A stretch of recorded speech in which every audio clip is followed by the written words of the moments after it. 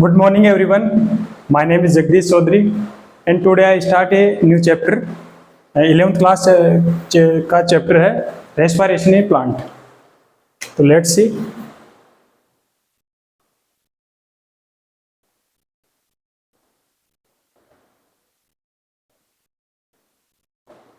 Respiration in plants. अब जब respiration in plants की हम बात करते हैं तो सबसे पहले हमारे दिमाग में कंफ्यूज क्रिएट होता है कि ब्रीदिंग और जो रेस्पिरेशन है बोथ आर सेम या बोथ आर डिफरेंट. अगर इसकी हम बात करें कि ब्रीदिंग, तो ब्रीदिंग सिंपली आप कह सकते हैं कि ऑक्सीजन को अंदर लेना और CO2 को बाहर छोड़ना, ये ब्रीदिंग है. बट रेस्पिरेशन की हम बात करें तो रेस्पिरेशन बोलते हैं कि जो फोटोसिंथेटिक प्रोडक्ट है ग्लूकोज, उसका ब्रेकडाउन होता है ऑक्सीजन की प्रेजेंस में और उसको हम बोलते हैं रेस्पिरेशन. एनर्जी रिलीज होती है in the form of ATP और कुछ बायोकेमिकल इंटरमीडिएट्स भी इसमें फॉर्म होते हैं. तो ब्रीदिंग में अगर हम बात करें तो ब्रीदिंग को हम बोल सकते हैं simply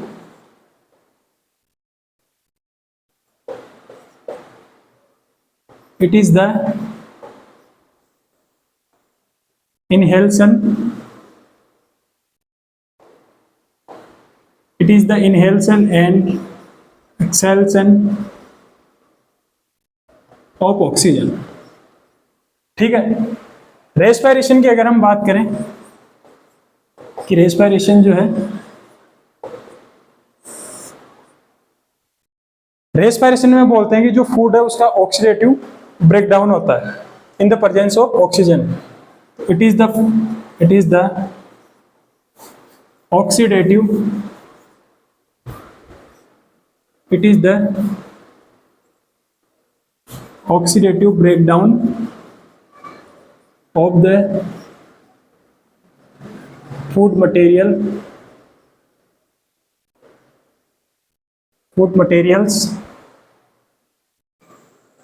in the presence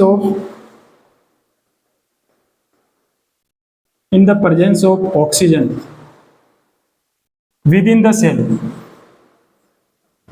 because इस प्रोसेस हो रहा है सेल के अंदर हो रहा है, विद इन द सेल, इसलिए रेस्पिरेशन को हम सेल्यूलर रेस्पिरेशन भी बोलते हैं. Within the cell and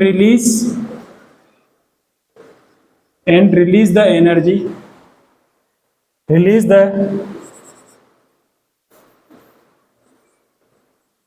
release the energy and various biochemical intermediates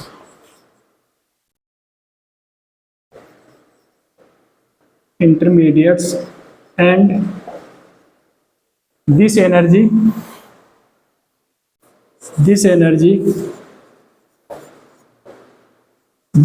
is used for the formation of ATP. ATP के फॉर्म में हमको एनर्जी जो है वो ऑब्टेन होती है. इस ATP से जितनी भी फिजियोलॉजिकल प्रोसेस है वो रन होती है, चाहे प्लांट हो या एनिमल हो. तो विद इन द सेल के अंदर ये प्रोसेस हो रही है, इसलिए इसको हम सेलुलर रेस्पिरेशन भी बोलते हैं. और वेरियस टाइप के बायोकेमिकल इंटरमीडिएट्स जो इसमें फॉर्म हो रहे हैं, जैसे हम ग्लाइकोलाइसिस का एंड प्रोडक्ट जो पायरुवेट है, तो पायरुवेट जो है आगे यूज हो रहा है formation of the alanine amino acid. इसी प्रकार से हम बात करें जैसे आपका एसिटाइल कोएंजाइम है, ये फैट मेटाबॉलिज्म जो है उसमें जो है यूज हो रहा है. आपका क्रेब्स साइकिल में जो सक्सिनाइल कोएंजाइम ए है वो आगे क्लोरोफिल फॉर्मेशन में यूज हो रहा है. और जैसे अल्फा कीटोग्लूटेरिक एसिड है तो वो आपका आगे वेरियस टाइप के अमाइनो एसिड जो है उसके फॉर्मेशन में यूज हो रहा है, जैसे ट्रिप्टोफान हो गया, तो हम ये देख सकते हैं ग्लूटामेट हो गया. तो ये हो गया ATP हमको इसमें मिल गई. इसके बाद में हम बात करते हैं कि जो रेस्पिरेशन है इसको हम सेलुलर रेस्पिरेशन और माइटोकॉन्ड्रिया वो सेल ऑर्गेनल है जिसके अंदर रेस्पिरेशन हो रहा है, तो इसको हम सेलुलर रेस्पिरेशन और माइटोकॉन्ड्रियल रेस्पिरेशन भी बोल सकते हैं. इसके बाद में अगर हम बात करें कि जो रेस्पिरेशन है इसको हम क्या बोलते हैं, इसको हम एनर्जी लिबरेटिंग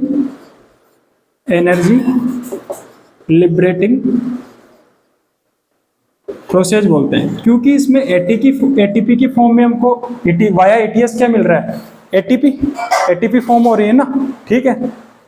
इसके अलावा ये मल्टी स्टेप प्रोसेस है, मल्टी स्टेप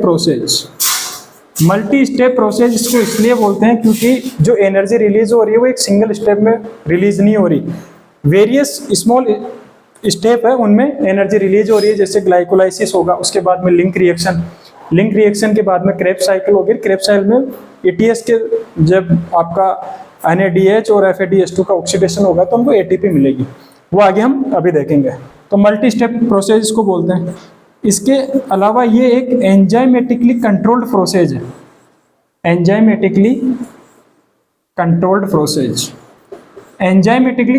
प्रोसेस इसलिए बोलते हैं क्योंकि जो पाथवे हैं, चाहे वो ग्लाइकोलाइसिस हो, क्रेब्स साइकिल हो, उसमें वेरियस एंजाइम जो है वेरियस स्टेप पे यूज हो रहे हैं और कंट्रोल कर रहे हैं उस प्रोसेस को, ठीक है।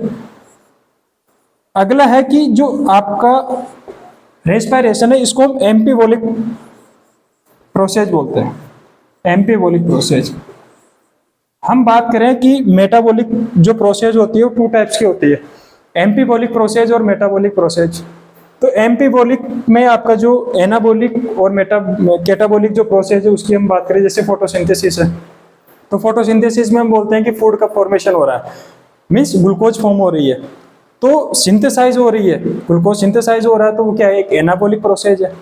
और जब कोई कॉम्प्लेक्स कंपाउंड अगर सिंपल में अगर ब्रेक होता है तो उसको हम कैटाबोलिक प्रोसेस बोलते हैं। और यही तो रेस्पिरेशन में हो रहा है, ऑक्सीजन के प्रेजेंस में जो ग्लूकोज है वो किस में ब्रेक डाउन हो रहा है, उसका CO2 एंड वाटर, और एनर्जी रिलीज हो रही है, तो कैटाबोलिक प्रोसेस होना चाहिए।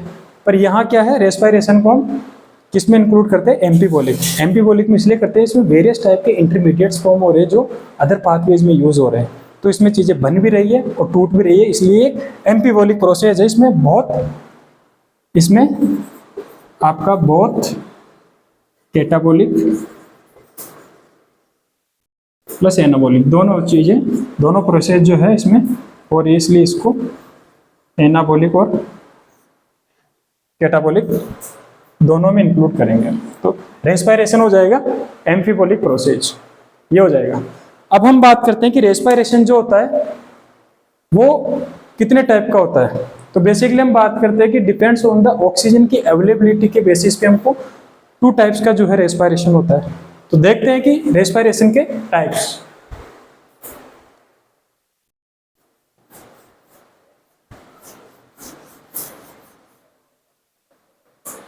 रेस्पिरेशन को स्टेप बाय स्टेप जो है कंप्लीट हम स्टडी करेंगे, और लास्ट में जितने भी आपके डाउट है सारे जो है सॉर्ट आउट करेंगे। तो हम देखते हैं कि रेस्पिरेशन के टाइप। तो रेस्पिरेशन के टाइप की अगर हम बात करें तो बेसिक जो है ऑक्सीजन की अवेलेबिलिटी के बेस पे क्या होगा, 2 टाइप का होगा, depends on basis of oxygen, aerobic, और सेकंड आपका एनएरोबिक, ठीक है। एरोबिक की अगर हम बात करें कि एरोबिक रेस्पिरेशन है, तो एरोबिक रेस्पिरेशन जो है इसकी जैसे अगर हम बात करें, जैसे ग्लूकोज है, ठीक है। ग्लूकोज जो है वो जो पहला स्टेप है ग्लाइकोलाइसिस, उसके द्वारा 2 मॉलिक्यूल जो आपके क्या बनेंगे, पायरुवेट के बनेंगे, ठीक है। अब जो पायरुवेट के जो 2 मॉलिक्यूल बने हैं, अगर इसको जो इसका फेट है वो डिपेंड करेगा ऑक्सीजन की अवेलेबिलिटी पे। कैसे, अगर इसको ऑक्सीजन मिलता है आगे तो ये जाएगा फिर आपका link reaction, when oxygen available, link reaction, then आपका क्रेब्स साइकिल, और देन एटीएस, और एटीएस से हमको क्या मिलेगी, एटीपी, ठीक है। जब ऑक्सीजन की एब्सेंस होगी तो क्या होगा, एनारोबिक रेस्पिरेशन। तो अगर हम बात करें तो हम बोलते हैं कि ग्लाइकोलाइसिस जो है ना वो क्या है, एनारोबिक और एरोबिक और नॉन एरोबिक में क्या है, कॉमन स्टेप है, क्योंकि वहाँ ऑक्सीजन की अवेलेबिलिटी जो है वो डिपेंड नहीं करती है, क्योंकि जो पायरुवेट बनता है, पायरुवेट तक को ग्लाइकोलाइसिस जो हो रहा है उसमें आपको ऑक्सीजन की रिक्वायरमेंट नहीं होती।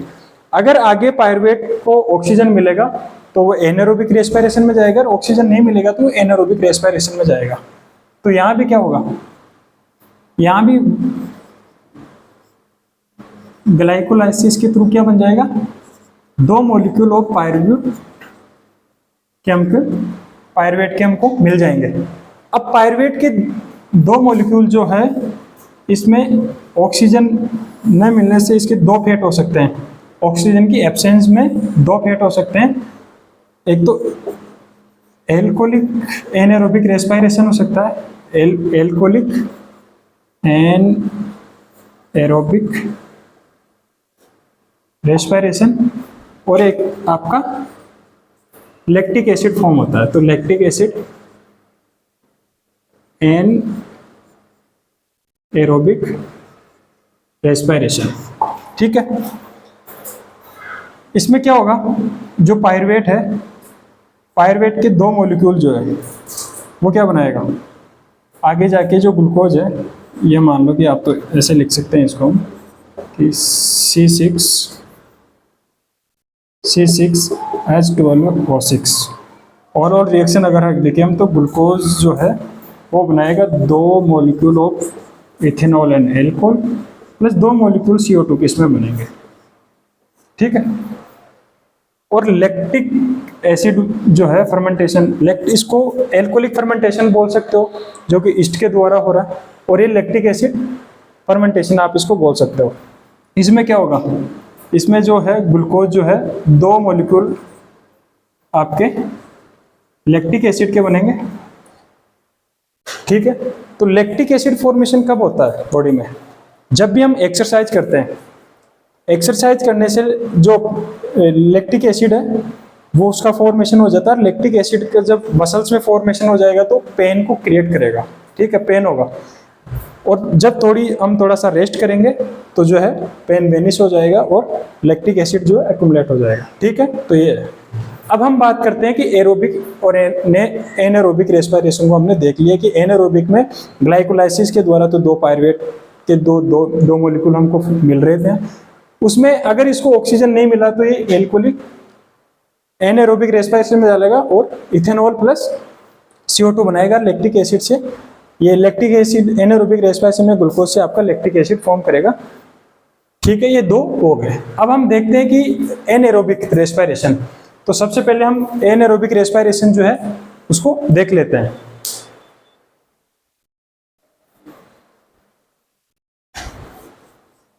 इसको एक बार कर देते हैं क्योंकि पहला स्टेप जो है ग्लाइकोलाइसिस, उसका पाथवे है वो इसी में आ जाए।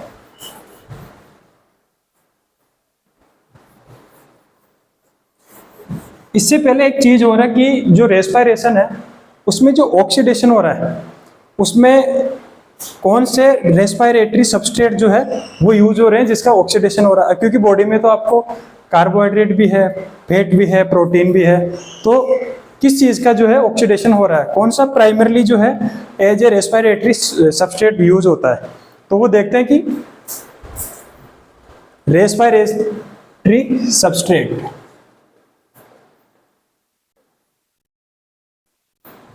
Respiratory substrate. अब रेस्पिरेटरी सबस्ट्रेट के बेस पे जो रेस्पिरेशन होता है वो 2 टाइप्स का होता है। रेस्पिरेशन है ना, ये 2 टाइप्स का होगा आपके, है ना। किसके बेस पे, on the basis of utilization of, इसको मैं शॉर्ट नेम दे रहा हूं RS। RS के बेस पे कि कौन सा रेस्पिरेटरी सबस्ट्रेट यूज हो रहा है रेस्पिरेशन में, उसके बेस पे हम इसको 2 जो है रेस्पिरेशन उसको 2 टाइप्स में हम क्लासिफाई कर सकते हैं। पहला है फ्लोटिंग रेस्पिरेशन।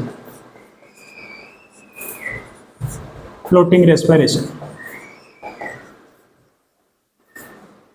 फ्लोटिंग रेस्पिरेशन होता है कि जब as a respiratory when use as a RS यानी रेस्पिरेटरी सबस्ट्रेट के एज ए रेस्पिरेटरी सबस्ट्रेट के फॉर्म में जब आपका कार्बोहाइड्रेट और फैट यूज होता हो, पहला कार्बोहाइड्रेट और दूसरा फैट। अगर रेस्पिरेशन में रेस्पिरेटरी सबस्ट्रेट के रूप में अगर कार्बोहाइड्रेट और फैट यूज हो रहा है तो उसको हम बोलते हैं फ्लोटिंग रेस्पिरेशन। इसमें क्या है, हमको non toxic CO2 and H2O form होता है, ठीक है। और फ्लोटिंग रेस्पिरेशन में यह हो जाएगा कि आपका non toxic CO2 and H2O जो है वो प्रोड्यूस हो रहा है। दूसरा होता है अपने प्रोटोप्लाज्मिक रेस्पिरेशन। प्रोटोप्लाज्मिक रेस्पिरेशन बोलेंगे हम इसको when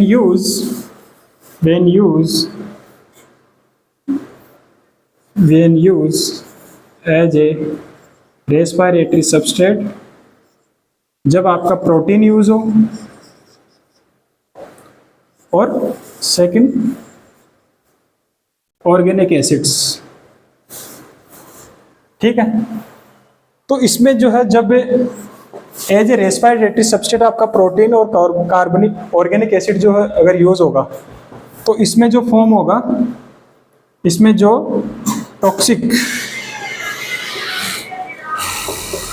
टॉक्सिक अमोनिया प्रोड्यूस होगी।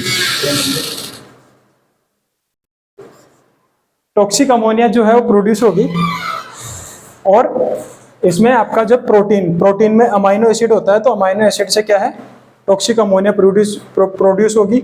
और ये जो प्रोटोप्लाज्मिक रेस्पिरेशन है ये कब आपको देखने को मिलेगा, ये आपकी दो कंडीशंस है, एक तो स्टारवेशन के टाइम, स्टारवेशन एंड और डिजीज कंडीशन में। डिजीज कंडीशन और स्टारवेशन जो भूखमरी है उसमें अगर होगा तो सेल्स में जब as a respiratory substrate carbohydrate और फैट अवेलेबल नहीं होगा तो प्रोटीन को यूज करेगी। प्रोटीन से क्या है, टॉक्सिक अमोनिया जो है वो रिलीज होगा जो कि बॉडी में हार्मफुल चीज़ें कोज करेगा। और स्टारवेशन और डिजीज कंडीशन में जो है आपका प्रोटोप्लाज्मिक रेस्पिरेशन होता है। तो ये है कि रेस्पिरेशन, तो हम कह सकते हैं कि अगर एक सीक्वेंस देखें सबसे पहले तो प्राइमरीली आपका जो रेस्पिरेशन सबस्ट्रेट है वो कौन सा हो जाएगा, तो हम कह सकते हैं कि सबसे पहले जो यूज होता है वो होता है कार्बोहाइड्रेट। सबसे पहले कार्बोहाइड्रेट अगर बॉडी में अवेलेबल होगा तो कार्बोहाइड्रेट का क्या होगा, as a respiratory substrate respiration में एंट्री लेगा। उसके बाद में अगर कार्बन डाइऑक्साइड, ये जो कार्बोहाइड्रेट है अगर ये अवेलेबल नहीं होगा तो देन यूज होगा फैट, देन प्रोटीन और देन ऑर्गेनिक एसिड। ऑर्गेनिक इसमें oxaloacetic acid, malate, aspartic acid, ये सारा हो जाएगा।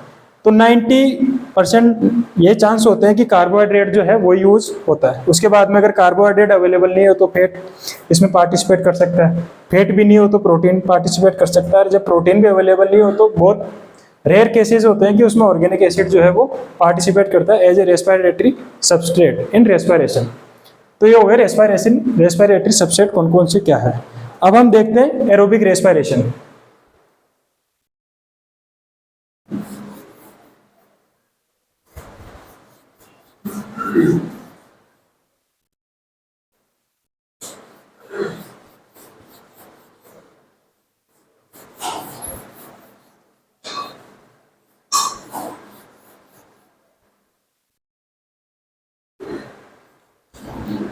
एरोबिक रेस्पिरेशन को देखते हैं।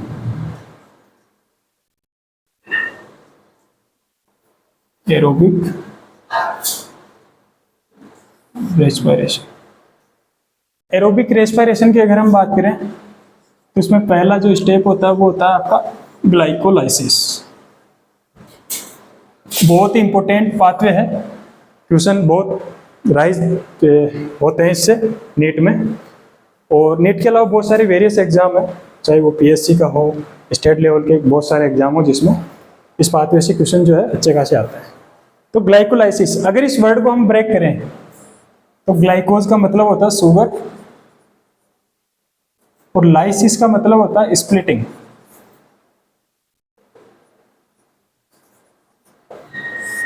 शुगर का स्प्लिटिंग मतलब क्या होगा, कार्बोहाइड्रेट जो है आपका, ठीक है, ग्लूकोज, उसका ब्रेक डाउन होगा, ठीक है। जो ग्लाइकोलाइसिस है इसको ईएमपी पाथवे भी बोलते हैं, also called EMP pathway. 3 scientist था जिनका कंट्रीब्यूशन था इसको डिस्कवर करने में। तो ईएमपी से ई का जो इसमें मतलब है वो एमडेन, मेयरहोफ एंड पार्नास, ये तीनों साइंटिस्ट का इसमें कंट्रीब्यूशन था इसकी डिस्कवरी में, इसलिए इसको ईएमपी पाथवे भी हम बोलते हैं। इसके अलावा हम बात करते हैं जो ग्लाइकोलाइसिस है, it is also called universal pathway. Glycolysis को हम यूनिवर्सल पाथवे जो है वो भी बोलते हैं। उसके 2 रीजन्स है, because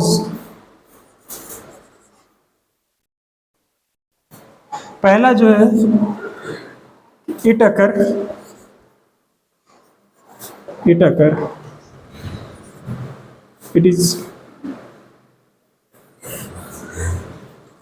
occurs in cytoplasm।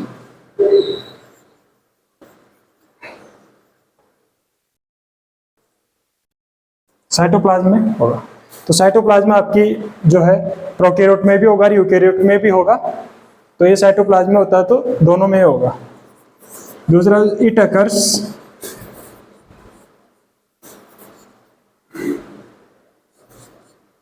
Occurs without use of oxygen. Without use of oxygen होगा क्योंकि इसमें न तो ऑक्सीजन कंजप्शन होगी और न ही इसमें CO2 जो है रिलीज होगी, ठीक है। तो विदाउट ऑक्सीजन हो रहा है मतलब हम बोल सकते हैं कि एरोबिक और नैनो एरोबिक एंड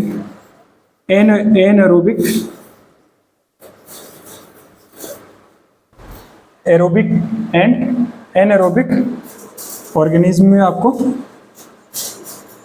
देखने को मिलेगा, ठीक है। ये हो गया। इसके बाद में हम बोलते हैं तो इसमें जो ग्लूकोज है, glucose are partially oxidize into 2 molecule of pyruvic acid. 2 molecule pyruvic acid के हमको मिलेंगे, ठीक है। तो ये हो गया ग्लाइकोलाइसिस। अब ग्लाइकोलाइसिस का जो पाथ है, जो प्रोसेस है, उसको हम देखते हैं।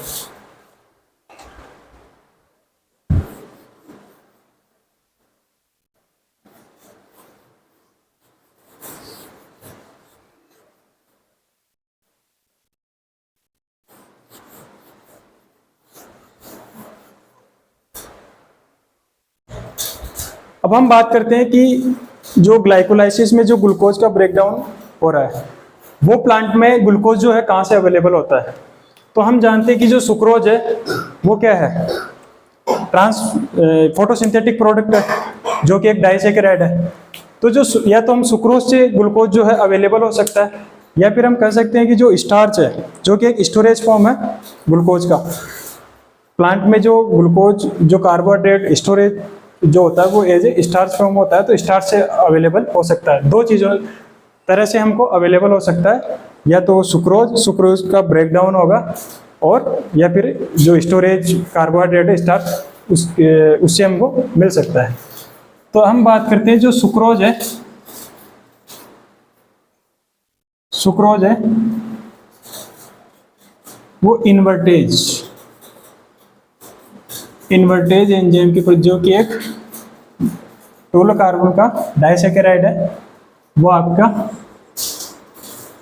ग्लूकोज और फ्रक्टोज बनाएगा जो कि मोनोसेकेराइड है। और ये ग्लूकोज जो है फिर एंट्री लेगा आपका ग्लाइकोलाइसिस में।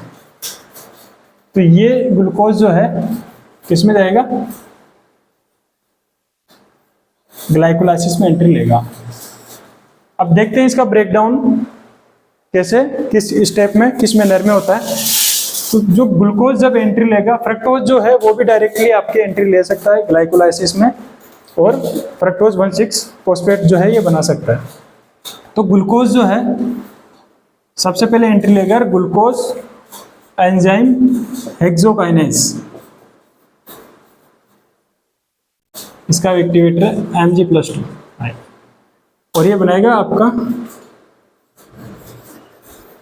Glucose 6 phosphate. 6 कार्बन का मॉलिक्यूल है, हम स्ट्रक्चर भी इसकी बना सकते हैं कि इसके जो 6 पोजीशन पे उसको फॉस्फेट का एडिशन हो जाएगा। ऐड कर दिया हमने एंजाइम हेक्सोकाइनेज, नाम से पता है हेक्सो यानी 6 कार्बन का शुगर है, तो 6 के लिए हेक्सोज और फॉस्फेट जो है वो ऐड कर रहा है, इसलिए काइनेज एंजाइम। तो आपको याद करने की जरूरत नहीं है, नाम से अगर आप देखोगे ग्लूकोज में क्या है, 6 कार्बन का मॉलिक्यूल मोनोसेकेराइड है, तो 6 के लिए हेक्सोज और फॉस्फेट ऐड हो रहा है तो काइनेज, तो हेक्सोकाइनेज एंजाइम जो है। आपको ये फॉस्फेट जो है वो इस एटीपी से, एक एटीपी यहाँ यूज होगा और ये फॉस्फेट जो है एटीपी से मिलेगा और ग्लूकोज की 6 पोजीशन पे आपका ऐड हो जाएगा और ग्लूकोज 6 फॉस्फेट बन जाएगा। ग्लूकोज 6 फॉस्फेट जो है एंजाइम होता है आइसोमरेज। अब ग्लूकोज और फ्रक्टोज क्या है, दोनों आइसोमर है एक दूसरे के, तो ग्लूकोज 6 फॉस्फेट जो है वो जाएगा फ्रक्टोज 6 फॉस्फेट में, फ्रक्टोज 6 फॉस्फेट में with the help of isomerase. अब इसमें क्या होता है कि हम बोलते हैं कि ग्लाइकोलाइसिस में जो मोस्ट ऑफ स्टेप होती है ना वो इरिवर्सिबल होती है। फर्स्ट जो है वो आपकी रिवर्सिबल है, सेकंड जो है ये इरिवर्सिबल होती है। तो इसमें ये वापस फ्रक्टोज 6 फॉस्फेट जो आइसोमर होता है ये ग्लूकोज 6 फॉस्फेट भी बना सकता है। ये हो गया। अब जो फ्रक्टोज 6 फॉस्फेट है ये जाएगा आपका एंजाइम होता है PFK, फोस्फोफ्रक्टोकाइनेज। फोस्फोफ्रक्टोकाइनेज एंजाइम के प्रेजेंस में ये बनेगा फ्रक्टोज 1,6 बिसफॉस्फेट। फ्रक्टोज 1,6 बिसफॉस्फेट जो है मतलब फ्रक्टोज की फर्स्ट पोजीशन पे एक फॉस्फेट और ऐड हो जाएगा और वो फॉस्फेट जो आपको मिलेगा वो एटीपी जो है वो ब्रेक डाउन होगा और फॉस्फेट अवेलेबल होगा, इसकी फ्रक्टोज की 6 पोजीशन पे ऐड कर देगा। पीएफ की जो फोस्फोफ्रक्टोकाइनेज एंजाइम है इसको रेस्पिरेशन या ग्लाइकोलाइसिस का रेट डिटरमाइनिंग या रेट लिमिटिंग एंजाइम बोलते हैं, क्योंकि ये सबसे स्लोएस्ट एंजाइम है। तो ये क्या होगा, इसका रेट लिमिटिंग एंजाइम है। तो ये कह सकते हैं कि रेट लिमिटिंग एंजाइम या रेट डिटरमाइनिंग एंजाइम आप इसको बोल सकते हो। तो ये ग्लाइकोलाइसिस का क्या है, रेट लिमिटिंग एंजाइम है। अब जो फ्रक्टोज 6 फॉस्फेट बना है ये आगे फ्रक्टोज 6 फॉस्फेट जो है ये एंजाइम होता है आपका एल्डोलेज। जब भी कोई चीज़ ब्रेक होती है तो ब्रेक डाउन के लिए हम मोस्टली जो एंजाइम का यूज करते हैं वो होता है एल्डोलेज। ये भी 6 कार्बन है, इसमें भी क्या है 6 कार्बन। तो ये 6 कार्बन का जो फ्रक्टोज 1,6 बिसफॉस्फेट है एल्डोलेज एंजाइम की प्रेजेंस में ये 3 कार्बन के 2 मॉलिक्यूल्स जो है वो बना लेगा। और ये स्टेप है, ये भी क्या है आपका इरिवर्सिबल स्टेप है। इसके बाद में जो आपका ये स्टेप इरिवर्सिबल होगा और जो 6 कार्बन का फ्रक्टोज 1,6 बिसफॉस्फेट है ये एल्डोलेज की प्रेजेंस से ब्रेक डाउन हो जाएगा और 3 मॉलिक्यूल के 2 मॉलिक्यूल बनाएगा। एक तो बनेगा आपका PGL 3 फॉस्फोग्लिसरॉल्डिहाइड और 3 फॉस्फोग्लिसरॉल्डिहाइड। दूसरा जो बनेगा वो बनेगा आपका DHAP। Di hydroxy acetone phosphate, ये भी 3 कार्बन का मॉलिक्यूल है और ये भी 3 कार्बन का मॉलिक्यूल है। अब दोनों एक दूसरे के आइसोमर होते हैं, तो आगे जो पार्टिसिपेट करेगा ग्लाइकोलाइसिस में वो पीजीएल जाएगा, ये डायरेक्टली जो है पार्टिसिपेट नहीं करेगा, ये एक दूसरे के आइसोमर है, तो जब भी इसको पार्टिसिपेट करना है तो ये इसमें चेंज हो जाएगा और आगे जाएगा। अब जो 3PGL है, 3PGL, अब यहाँ तक का जो स्टेप है इसको हम ग्लाइकोलाइसिस का क्या बोलते हैं, प्रिपरेटरी फेज बोलते हैं। मतलब इसको किसी भी चीज़ को आगे बढ़ाने के लिए पहले बोलते हैं ना कि कुछ पाने के लिए कुछ खोना पड़ता है, उस वे में अगर हम बात करें तो हमने 2 ATP यहाँ दे दी है, तो इस यहाँ तक का जो फेज है इसको हम क्या बोलते हैं, पूरा का पूरा जो प्रोसेस है इसको हम बोलते हैं प्रिपरेटरी फेज, प्रिपरेटरी फेज। अब आगे जो आपका 3PGL एंट्री लेगा और एंट्री लेने के बाद में इधर मैं इसको मेंशन कर रहा हूं कि जो 3PGL है, 3-फॉस्फोग्लिसरैल्डिहाइड जो है वो आगे एंट्री लेगा, इसके 2 मॉलिक्यूल, ठीक है, 2 मॉलिक्यूल आगे जाएंगे, ये भी इसमें चेंज हो जाएगा, तो 3-3 कार्बन के 2 मॉलिक्यूल जो आगे इसमें पार्टिसिपेट करेंगे और यहाँ आपके 2NAD प्लस जो है वो फॉर्म करेंगे 2NADH2 प्लस H प्लस, और यहाँ जो है बनेगा 1,3-BPG, ये फॉर्म हो जाएगा, ठीक है। इसके बाद में जो है 1,3PG है, एक फॉस्फेट जो है यहाँ से हटेगा और वो आपका यूज होगा ATP में, तो इस यहाँ ADP प्लस जो है इनऑर्गेनिक फॉस्फेट मिलके एक ATP फॉर्म करेगा आपका, 2 मॉलिक्यूल है तो एक में एक NADH2 फॉर्म हो रहा है, तो 2 के लिए 2 NADPH2, इसी प्रकार यहाँ के 2 ATP फॉर्म हो जाएंगे और यहाँ बन जाता 3PG है, ये 3PG बन गया, ठीक है। अब 3PGA जो है वो आगे जाएगा और 2PGA बनाएगा, और ये सारे के सारे जो प्रोसेस है वो इरिवर्सिबल प्रोसेस है, चेंज हो सकते हैं वापस, ठीक है। 2PGA और 2PGA जो है वो बनाएगा आपका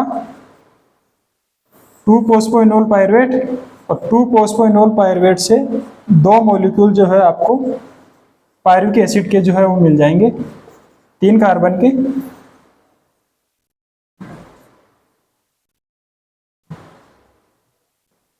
ठीक है। ये हो गया। यहाँ एंजाइम जो काम कर रहा है वो कर रहा है म्यूटेज एंजाइम, ठीक है। जब 2PGA से 2-फॉस्फोइनोल पायरुवेट बन रहा है तो यहाँ एंजाइम काम जो करेगा वो करेगा इनोलेज, और जब 2-फॉस्फोइनोल पायरुवेट से 2 आपके पायरुविक एसिड के जो मॉलिक्यूल हमको मिल रहे हैं, तो इसमें जो एंजाइम काम करेगा वो है पायरुवेट काइनेज, ठीक है। और यहाँ जो है 2 ADP प्लस PI मिलके आपको 2 ATP का फॉर्मेशन होगा, ठीक है। तो हमको एंड प्रोडक्ट जो मिल रहा है ग्लाइकोलाइसिस का वो क्या मिल रहा है, 2 पायरुविक एसिड, ठीक है। एक बार देख लेते हैं कि सुक्रोज जो है उसका ब्रेकडाउन हुआ इन्वर्टेज एंजाइम की प्रेजेंस में, और 2 मोनोसेकेराइड हमको मिल गए, ग्लूकोज है फ्रक्टोज, 6 कार्बन के 2 मोनोसेकेराइड 200 ग्राम को मिल गए। ग्लूकोज एंट्री लेगा ग्लाइकोलाइसिस में, और ग्लूकोज जो है वो ग्लूकोज 6 फॉस्फेट में जाएगा, और ग्लूकोज 6 फॉस्फेट जो है ये भी आपका क्या है, रिवर्सिबल है। तो ग्लाइकोलाइसिस में एक चीज तो ध्यान रखने की, जितने भी प्रोसेस जो 10 स्टेप में जो कंप्लीट हो रहा है उसमें आपका स्टेप फर्स्ट, थर्ड और जो लास्ट वाला स्टेप है वो क्या है, इरिवर्सिबल, बाकी सारे के सारे जो है क्या है, रिवर्सिबल है, ठीक है। तो ग्लूकोज जाएगा हेक्सोकाइनेज के पर जो है ग्लूकोज के 6 पोजीशन पे फॉस्फेट ऐड होगा, फॉस्फेट जो आएगा वो आपका ATP का ब्रेकडाउन होगा, फॉस्फेट इसके लिए अवेलेबल हो जाएगा हेक्सोकाइनेज एंजाइम के प्रेजेंस में। ग्लूकोज और फ्रक्टोज क्या है, एक दूसरे के आइसोमर है, तो एंजाइम हो जाएगा आइसोमरेज, ग्लूकोज 6 फॉस्फेट में चेंज हो जाएगा आपका क्या, ग्लूकोज 6 फॉस्फेट, फ्रक्टोज 6 फॉस्फेट में चेंज हो जाएगा with the help of isomerase enzyme. अब फ्रक्टोज 6 फॉस्फेट जो है उससे बनेगा फ्रक्टोज 1,6 बिस फॉस्फेट, मतलब उसकी फर्स्ट पोजीशन पे एक फॉस्फेट और ऐड हो जाएगा, और वो फॉस्फेट आपको कहाँ से मिलेगा, एटीपी से। एंजाइम है पीएफके, फोस्फोफ्रक्टोकाइनेज, ठीक है। अब ये मतलब वेरियस टाइप के आपको पीएफके होंगे, पर यहाँ जो यूज होता है वो पीएफके फर्स्ट होता है, और इसको रेट लिमिटिंग एंजाइम बोलते हैं, क्योंकि ये सबसे स्लोएस्ट एंजाइम है। और आपने एक फोटोसिंथेसिस में रूल पढ़ा, ब्लैकमैन लिमिटिंग लो, कि जो जब भी कोई एक केमिकल प्रोसेस अगर मल्टीपल फैक्टर से अगर वो अफेक्ट हो रही है, तो वो फैक्टर उसको जो है रेट को डिटरमाइन करेगा जो सबसे मिनिमम अमाउंट पे प्रेजेंट, तो यह स्लोएस्ट वो जो है उसमें प्रेजेंट हो, तो ये हो जाएगा। तो इसलिए पीएफके को रेट लिमिटिंग एंजाइम बोलते हैं। फोस्फो फ्रक्टोज 1,6 बिस फॉस्फेट जो है एल्डोलेज की प्रेजेंस में आपके तीन कार्बन के 2 मॉलिक्यूल्स बनाएगा, डाइहाइड्रोक्सी एसीटोन फॉस्फेट और 3-फॉस्फोग्लिसरैल्डिहाइड, एक दूसरे के आइसोमर होते हैं, तो आगे एंट्री जो पाथवे को कंटिन्यू करेगा वो 3 पीजीएल करेगा। 3 पीजीएल जो है वो आपका 1,3 बिस फॉस्फोग्लिसरिक एसिड में जाएगा, और यहाँ 2 NADS जो है वो फॉर्म हो जाएंगे। 1,3 बिस फॉस्फोग्लिसरिक एसिड जो है वो आपका जाएगा 3-फॉस्फोग्लिसरिक एसिड में, एक फॉस्फेट हटेगा और फॉस्फेट यूज होगा एटीपी फॉर्मेशन में, तो 2 एटीपी, 2 मॉलिक्यूल से एक एटीपी, 2 मॉलिक्यूल से 2 एटीपी यहाँ फॉर्म हो जाएगा, वो जाएगा 3 पीजीए में। 3 पीजीए जो है म्यूटेज एंजाइम की प्रेजेंस में 2 पीजीए 2-फॉस्फोग्लिसरिक एसिड बनाएगा, और 2-फॉस्फोग्लिसरिक एसिड जो है वो आपका 2-इनोल पायरुवेट बनाएगा इनोलेज एंजाइम की प्रेजेंस में। जो 2-फॉस्फोइनोल पायरुवेट है वो पायरुवेट काइनेज एंजाइम की प्रेजेंस में है। एंड प्रोडक्ट जो हमको ग्लाइकोलाइसिस का मिलेगा वो मिलेगा 2 मॉलिक्यूल पायरुवेट के, जो कि 3 कार्बन के होंगे, और 2 एटीपी जो है हमको फॉर्म हो जाएगी। अब हम बात करें कि अब हमने जब ग्लूकोज से यहाँ तक का जो प्रोसेस है उसको क्या बोला था, प्रिपरेटरी फेज, क्योंकि हमको एटीपी जो है वो पहले देना पड़ रहा है प्रोसेस को स्टार्ट करवाने के लिए। 2 फॉस्फेट हमने दिए फॉस्फेट ऐड करने के लिए, तो 2 एटीपी हमने यहाँ जो है वो दिए। उसके बाद में ये फेज जो है हमको वापस एटीपी इस फेज में मिला है, तो इसलिए इस फेज को हम बोलते हैं पे ऑफ फेज, पे ऑफ फेज, ठीक है। तो अगर हम बात करते हैं कि अब ये हो गया, तो अब इसको एक बार रफ कर लेते हैं।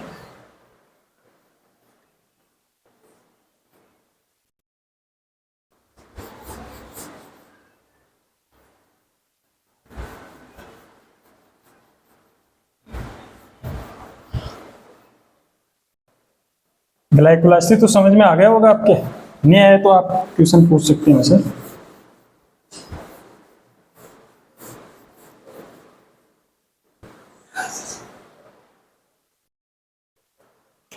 अब हम देखते हैं कि ग्लाइकोलाइसिस में हमको मिला क्या क्या है, ठीक है। तो ग्लाइकोलाइसिस में हमको जो फर्स्ट ऑफ ऑल बात करें तो 2 पायरुविक एसिड के मॉलिक्यूल्स हमको मिला है, 2 पायरुविक एसिड के मॉलिक्यूल्स हमको मिला। एटीपी की अगर हम बात करें तो 2 और 2 4 एटीपी हमको मिल रहा था। तो अगर हम बात करें कि ग्रोस एटीपी प्रोडक्शन, मतलब टोटल कितने एटीपी जो है हमको मिले, तो ग्रोस एटीपी प्रोडक्शन अगर आपको पूछे कि ग्लाइकोलाइसिस में कितने ग्रोस एटीपी का प्रोडक्शन हुआ है, तो आपको बताना कि 4 एटीपी, ठीक है। हमने देखा था फर्स्ट और प्रिपरेटरी फेज में, फर्स्ट और थर्ड जो स्टेप है उसमें 2 एटीपी यूज कंज्यूम हो रहे थे, तो कंज्यूम ऑफ एटीपी, तो कंज्यूम कितने हुए, कंज्यूम्ड की अगर हम बात करें 2 एटीपी, ठीक है। तो हम कह सकते हैं कि जो नेट गेन हुआ ना हमको, वो कितने एटीपी का हुआ, 2 एटीपी का। तो यहाँ बहुत कंफ्यूज होते हैं। ग्रोस अगर एटीपी प्रोडक्शन पूछे तो कितना बताना आपको, 4 एटीपी।